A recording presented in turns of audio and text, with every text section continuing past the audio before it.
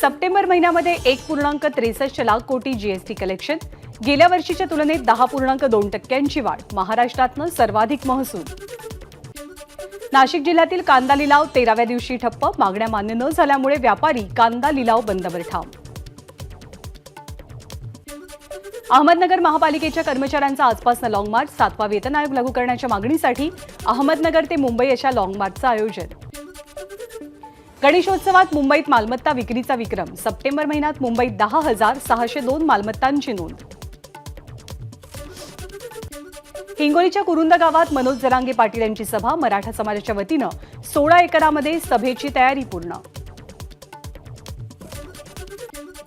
मराठ्यांनी छगन भुजबळांना बळ देऊ नये, मनोज जरांगेंचा मंत्री छगन भुजबळ यांच्यावर निशाणा. कंत्राटी तहसीलदार पदासंदर्भातील जाहिराती तात्काळ रद्द कराव्यात, महसूल मंत्री राधाकृष्ण विखे पाटलांचे जळगावच्या जिल्हाधिकाऱ्यांना आदेश. वर्ध्यामध्ये कंत्राटी पद भरतीविरोधात सुरू असलेल्या तरुणांच्या आंदोलनाला विरोधी पक्षनेते विजय वडेट्टीवारांची भेट, भाजपची ओबीसी जागर यात्रा ही फसवणूक असल्याचा विजय वडेट्टीवारांचा सरकारवरती निशाणा. बारी समाजाच्या राष्ट्रीय अधिवेशनात भाषणाचा प्रोटोकॉल चुकवल्यानं विरोधी पक्षनेते विजय वडेट्टीवार संतापले, वडेट्टीवार रावसाहेब दानवे यांच्यावर भर सभेत भडकले. भाजप काही आमदारांना लोकसभेची उमेदवारी देणार असल्याची चर्चा, यामध्ये मंत्री गिरीश महाजन यांचंही नाव, तर माध्यमातून आपण याची चर्चा ऐकली, परंतु पक्षामध्ये अशी कोणतीही चर्चा नसल्याचं महाजनांकडून स्पष्ट. शरद पवारांनी अजित पवार गटात सहभागी झालेल्या आमदार अतुल बेनके यांची भेट घेतली. नारायणगावमधल्या बेनकेंच्या घरी भेट झाली. यावेळी आमदार अतुल बेनके आणि शरद पवारांनी एकाच गाडीतनं प्रवासही केला. अजित पवार गटाच्या आमदारांचं जुन्नरमध्ये शरद पवारांसोबत एकत्रित भोजन. एकीकडे दोनही गटात पक्ष आणि चिन्हाची लढाई, तर दुसरीकडे एकत्रित भोजनामुळे चर्चेलाही सुरुवात. शरद पवारांची दिलीप वळसे पाटलांच्या ताब्यात असलेल्या मंचर कृषी उत्पन्न बाजार समितीत बैठक. यामुळे दिलीप वळसे पाटील यांच्या विरोधात देवदत्त निकम यांना उमेदवारी मिळण्याची शक्यता. उद्धव ठाकरे यांच्यासोबतच्या मैत्रीमध्ये काँग्रेस आणि राष्ट्रवादी खोडा घालतात, प्रकाश आंबेडकरांचा आरोप. अकोल्यामध्ये प्रसारमाध्यमांशी बोलताना त्यांनी हा आरोप केलाय. अहमदनगरच्या दक्षिण लोकसभा मतदारसंघातनं ठाकरे गटाचे आमदार शंकरराव गडाख यांच्या उमेदवारीची चर्चा, त्यामुळे पुन्हा एकदा विखे विरुद्ध गडाख सामना रंगण्याची शक्यता. बारामतीतल्या विद्याप्रतिष्ठानमध्ये उपमुख्यमंत्री अजित पवारांचा पहिल्यांदाच जनता दरबार. उपमुख्यमंत्रीपदाची शपथ घेतल्यापासून हा जनता दरबार बंद होता. विधानसभेचे अध्यक्ष राहुल नार्वेकर यांना संताप अनावर. कोळीवाड्यामध्ये पाहणी करताना विकास कामांवरनं नार्वेकर संतापले. पोलीस दलात लाचखोरीच्या प्रकरणात घट, राज्यात 627 लाच प्रकरणांची नोंद, त्यामध्ये 873 लाचखोर अधिकारी आणि कर्मचाऱ्यांच्या विरोधात गुन्हे दाखल. महानगर गॅस कंपनीकडनं सीएनजी आणि पीएनजीच्या दरात कपात. सीएनजीच्या किमतीत किलो मागे 3 रुपयांची, तर घरगुती वापराच्या पीएनजीच्या दरात प्रति एससीएम 2 रुपयांची कपात. राज्यामधल्या 9 जिल्ह्यांमध्ये सरासरीपेक्षा कमी पाऊस. सांगलीमध्ये सर्वाधिक 44% तूट. सांगलीमध्ये यंदाच्या वर्षी केवळ 272.7 मिलीमीटर पावसाची नोंद. पुण्यात पुढचे 2 दिवस पावसाचे. मध्य महाराष्ट्र आणि विदर्भ सोबत मराठवाड्यातही पावसाचा इशारा. लातूर जिल्ह्यामध्ये पावसाची तुफान बॅटिंग. परतीच्या पावसामुळे शेतकऱ्यांमध्ये समाधानाचं वातावरण. सांगली जिल्ह्यामधल्या चांदोली धरण क्षेत्रामध्ये ढगफुटी सदृश पाऊस. धरण परिसरामध्ये 299 मिलीमीटर पावसाची नोंद. चांदोली धरणाच्या 4ही दरवाजांमधनं विसर्गाला सुरुवात. रत्नागिरीच्या खेड आणि संगमेश्वरमध्येही पावसाची तुफानी बॅटिंग. संगमेश्वरमध्ये पावसाचं पाणी घरात शिरून अनेकांचं नुकसान, तर खेडमधले महामार्गही पाण्याखाली. सोलापुरामध्ये धरण क्षेत्रातील पावसामुळे उजनीच्या पाणी पातळीत वाढ. पावसामुळे धरणानं 42.63% टप्पा पार केला. आजपासून पनवेलमध्ये 5 दिवसांसाठी मध्यरात्रीचा ब्लॉक.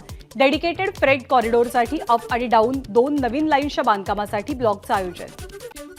वर्ध्यात लोकार्पणाच्या 1 वर्षानंतरही जिल्हाधिकारी कार्यालयाच्या नवीन इमारतीत प्रवेश बंद. नवीन इमारतीचं गांधी जयंतीलाच गेल्या वर्षी लोकार्पण पार पडलं होतं. हिंगोलीमध्ये आज धरणग्रस्त हक्क परिषदेचं आयोजन.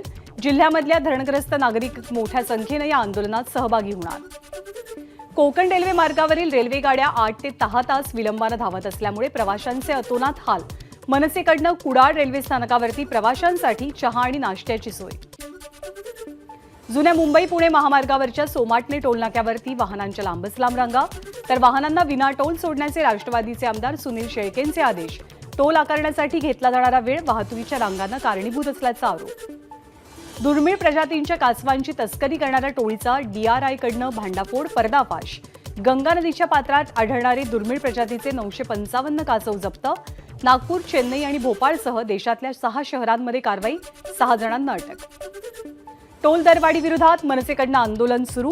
ठाण्याच्या काशीनाथ घाणेकर चौकात सरकारचा निषेध नोंदवला.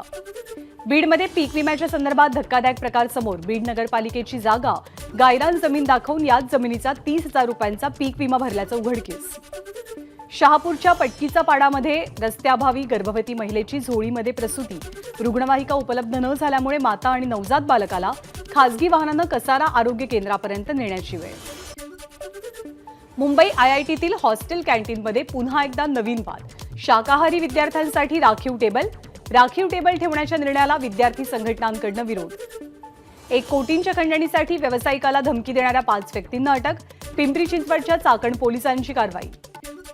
यवतमाळच्या शेंबाळ पिंपरी इथे पोलीस वाहनाचा अपघात. वाहन चालक किरकोळरित्या जखमी. मनोज जरांगे पाटील यांच्या सभेसाठी बंदोबस्तावरनं परत येत असताना ही दुर्घटना घडली. तळ कोकणातल्या करूळ घाटात आयशर टेम्पो दरीमध्ये कोसळण्यापासून थोडक्यात बचावला. मुसळधार पावसामुळे चालकाचा ताबा सुटून दुर्घटना घडली. शैक्षणिक कर्ज घेण्यासाठी बँकेत आलेल्या एका तरुणीचा बीड परळी रोडवरती अपघात.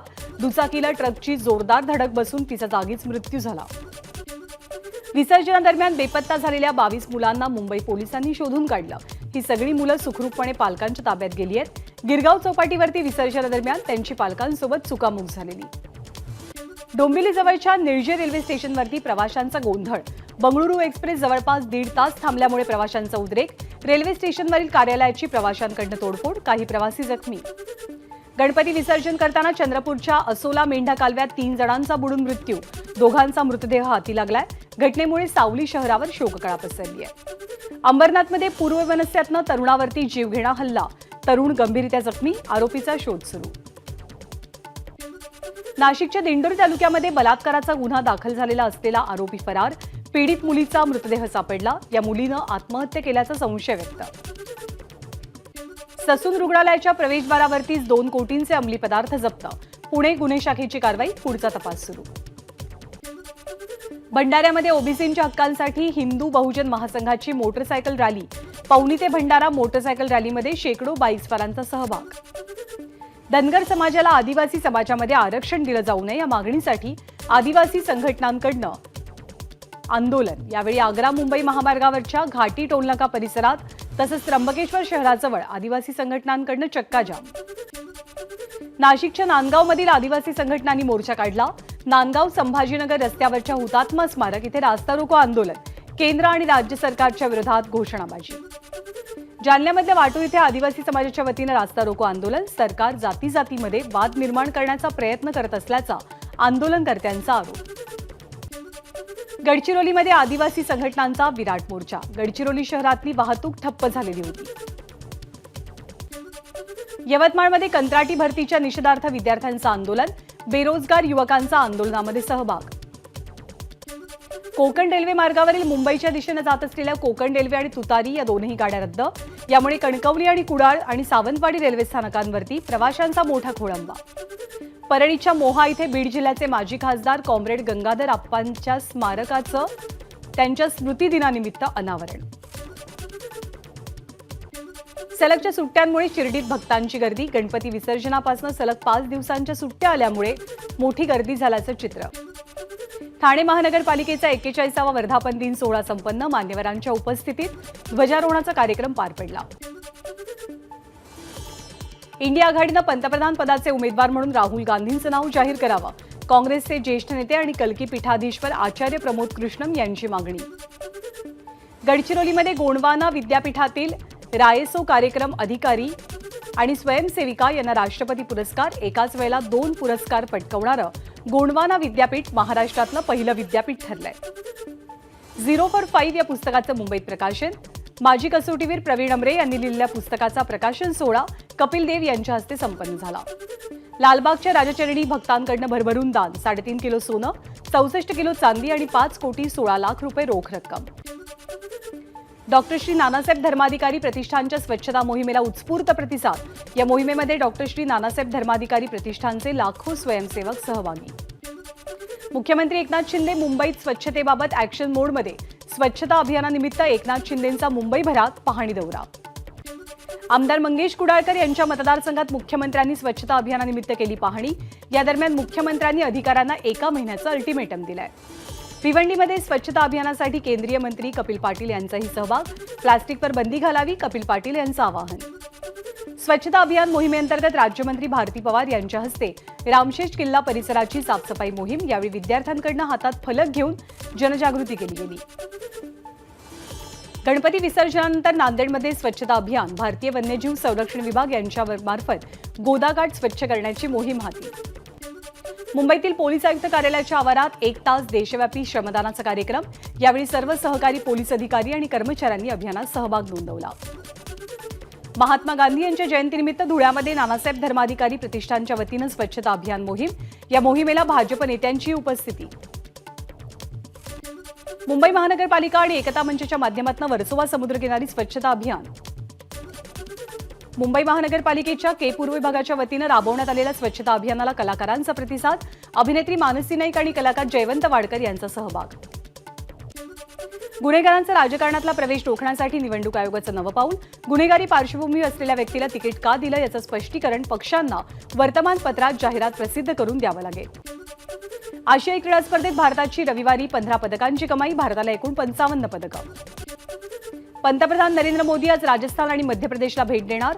सकाळी 11:15 वाजता मोदी राजस्थानच्या चित्तोडगडमध्ये 7,000 कोटी रुपयांच्या विविध विकास प्रकल्पांची पायाभरणी आणि लोकार्पण करतील. आज महात्मा गांधीजींची 154वी जयंती. राजघाटावरती पंतप्रधान नरेंद्र मोदींनी अर्पण केली श्रद्धांजली. तर पंतप्रधान मोदींकडनं दिवंगत पंतप्रधान लालबहादूर शास्त्री यांनाही वंदन. विजय घाटावरती जाऊन वाहिली श्रद्धांजली. हिमाचल प्रदेशमधल्या हमीरपूर इथे मंत्री अनुराग ठाकूर यांच्याकडनं स्वच्छ भारत अभियान 3.0चा शुभारंभ.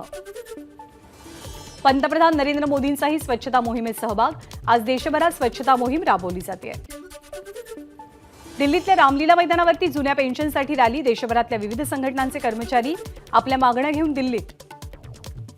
भोपाळमध्ये लष्कराच्या हेलिकॉप्टरचं तांत्रिक कारणामुळे आपत्कालीन लँडिंग. बैरसियाच्या डुंगारी गावातील शेतात उतरवलं विमान.